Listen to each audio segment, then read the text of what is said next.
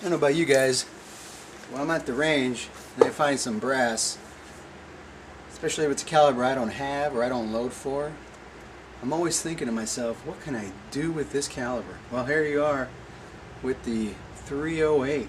I'm going to show you guys how to make shot shells for your 45 ACP 1911 using, that's right, you guessed it, 308 brass, which is plentiful, especially the Lake City military variety. I found that the Federal as well as the thicker Lake City work really well for this, because you've got to be using some kind of pressure, a pretty good amount of force, to recess that. See that? This is going to provide us with the headspace needed in the 45, because remember, 45s, semi-autos, headspace on the rim. I'm sorry, on the mouth and not on the rim, like say a 44 mag, which headspace is right there on the rim. So first thing you're going to have to do is get yourself a mess of 308 brass, and what we do is take it and I cut it to 1 1/4 inch. Take it and cut it to 1 1/4 inch, and I trim it to 1.18, and that's with my trimmer. I got a video on trimming brass, and you can probably use that. Got Hell's Angels driving through here, so give me a second. Set off all the car alarms in the area.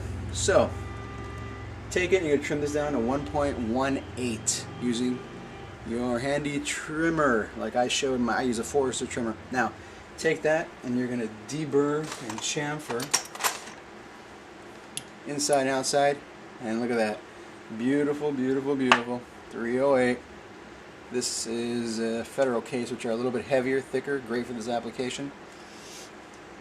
And what you're going to do is, using dies that we already have, we're going to do this. You don't have to worry about buying any specific dies, any new dies. What I do is I'll take the 41 mag full-length sizer, remove the decapping pin, so all you have is the die body. You can also use the 45 shell holder. Works very well with your 308. See that?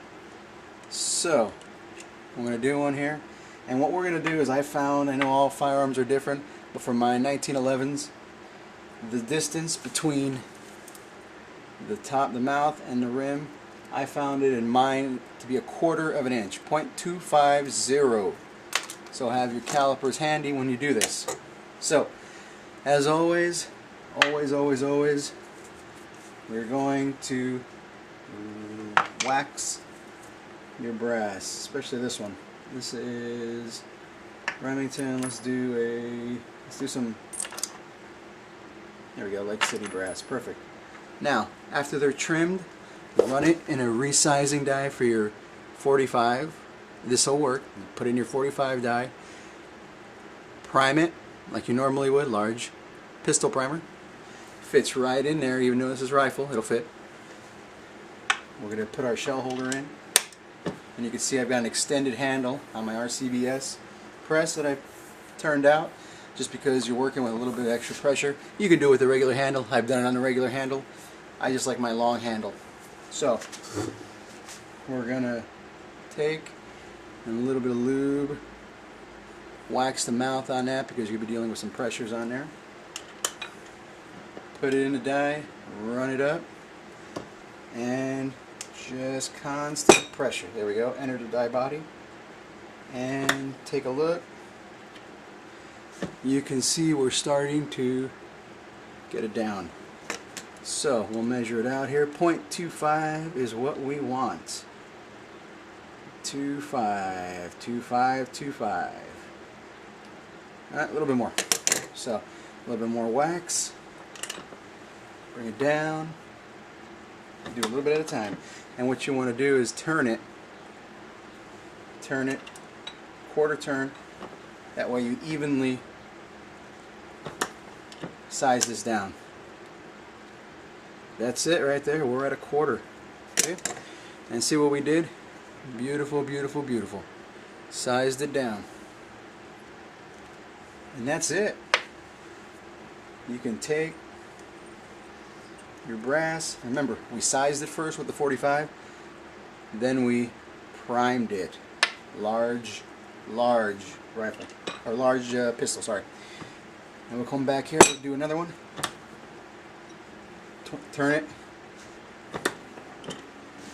And if I was doing 100 of these, I'd set my die up higher so I just come down to full stroke, but I'm not, so do it by feel. I've done enough of these to kind of figure out. There we go, 25. So we're at point 25. I'm just going to kind of straighten it out a little bit, and there you go. This was the Remington, and you can see on the Remington case right here we did not get a good case fill out. See that? Right over here how it made a nice size. Over here it did not. I found that with the Remingtons, they're really thin. I don't bother with it. Whereas the Lake City, look at that, you could see, I don't know if it comes up in this in the camera, you can see right here the nice rim that was formed. And again, this is where it's going to headspace. So in essence, this part is going to act like the bullet. This part's going to end like the end of your round. See? This is Lake City brass. And the Federal, I'll show you, here's a Lake City again. We'll do another Lake City. Again, a little bit of lube on there. Let's do, that's a Remington.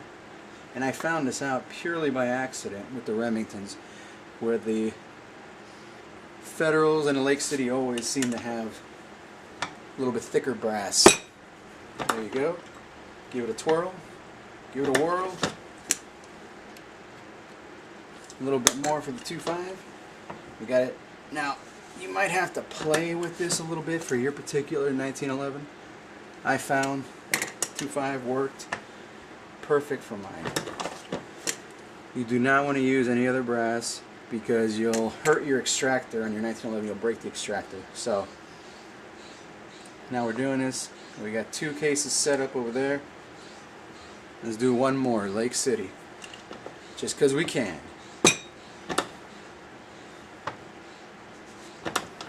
There you go.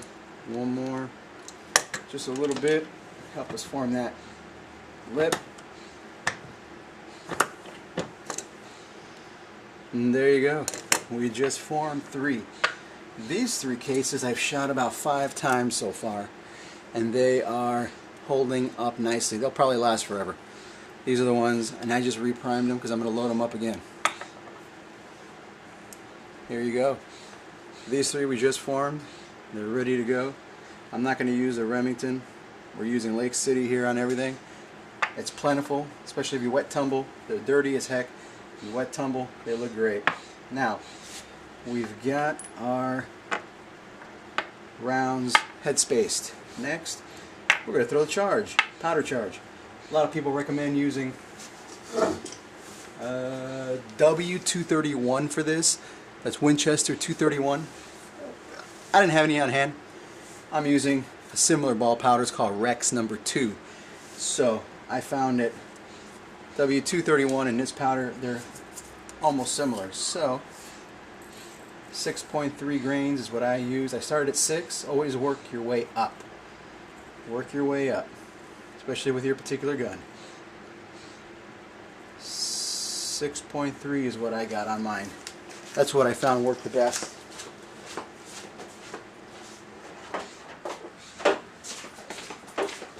I have the fan on out here, and it was messing up my powder charger, my thrower.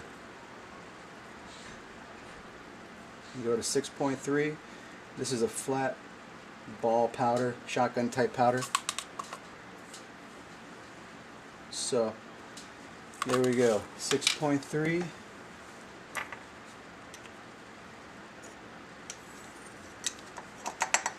Use your handy dandy funnel. Get it all in there. I found this to work very, very well in my 1911. After we load these up, we'll take you to the range and you can check it out. So, Sometimes the wax gets in there. I'm gonna make sure we put our powder down. So we got our powder in here. Next thing is we're gonna cut our wads, and this is just from an old Winchester shotgun box. And I like these because they're thicker. To do that, I took a 40 cal shell, because God knows there's too many 40 cals in the world. Take it, chamfer and deburr it until you get a sharp edge on it, and use it as a punch. It's like in our prior video with the 45 cal. I don't know if you know that. Your 45 Colt, punch it out, you get yourself some nice rounds. And then what you do is we're going to use the rounds here to seat. You take a little bit to go in. Once they go in, I use a 5.7 case, or you can even use a good old 223. And you want a tight fit. Just use that to punch your way down. And that's it. I don't know if you can see that inside there. We've got a tight fit. No powder coming out. Very good. You want to keep the powder from mixing with the shot, of course. Now we're going to throw our shot. I found 100 grains, 7.5 shot. This is 100 grains, give or take. It's not rocket science. We got 103 right there. And what I like to do is, as I pour it, I tap it. So pour and tap, pour and tap. That way everything gets settled. I'm a little neurotic when it comes to that. There you go. You can see where it comes up on that lip right there. To complete it, grab another overshot card, put that sucker right on top, and like I said, this is going to be a little bit of a tight fit. Use your handy dandy 203 mouth to kind of push it in. And that's what you want to do, is kind of just get it started, help push it in. There we go. See how we did that? So it's kind of pushed in right on top. Now we got to crimp it, and we're going to form what looks like a bullet. For that, we're going to use our 38 special bullet seeder die, especially the carbide. You need to have a carbide one for this because you're putting some pressure on here. On this mouth, the mouth is going to form your lip. Watch. Seat that up. Again, a little bit of wax. Can't stress the importance of using wax when we do this. See? Over the top. That way we don't get any galling. Back in your press. Medium amount of pressure. You'll feel it crimp over. I gave it a quarter turn. Go back. Give it a little bit more. Voila. See that? You can try to put a little bit more. I've tried it before, and what will happen is you'll crumble the case. Oh, another thing. Do not anneal these. Do not anneal these. You do not need these annealed. They will make them too soft and they will crumble like paper mache. There we go. Put a nice little round crimp on there, and they will not go anywhere. Let me show you. The shot is locked into the capsule.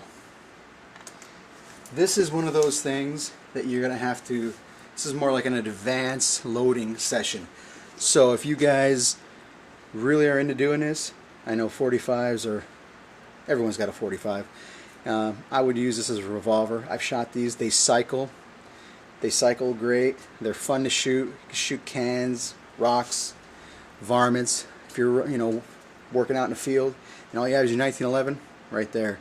You got your shot, and we use nothing more than what we had, available to us. 41 mag, 38 special. That's it. And to cut these down, all I've used was a Harbor Freight, one of the little cheapy Chinese-made Harbor Freight drills, or chop saw. Chop that off. Use a Dremel. Use whatever you want. Heck, if it cuts, it'll work. Well, next time we'll see you guys on the range. We'll test this out. You guys tell me what you think. Hey, Manny CA here. Today we're testing out our 45 shot capsule loads that we made with 308 brass. You can see that, how they look. Yeah, with an overshot card, crimped in. That's a cut down 308 case. So we've done some testing with him and we couldn't get him to cycle. We put a little more powder. If they don't clear this time, it's gonna have to be the case is too long. But we're got a couple of bottles here we're gonna do some damage on. So take a look, tell me what you think. Well, we got a cycle, but looked like it didn't like that.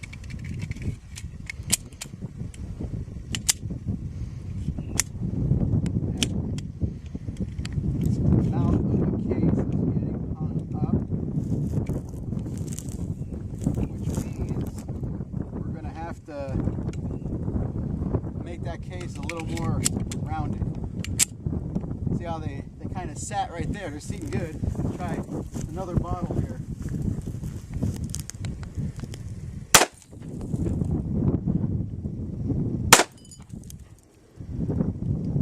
There you have it.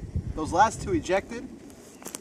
I think it's a little bit of a combination of having enough powder, and that was 6.3 grains of W231, Winchester 231.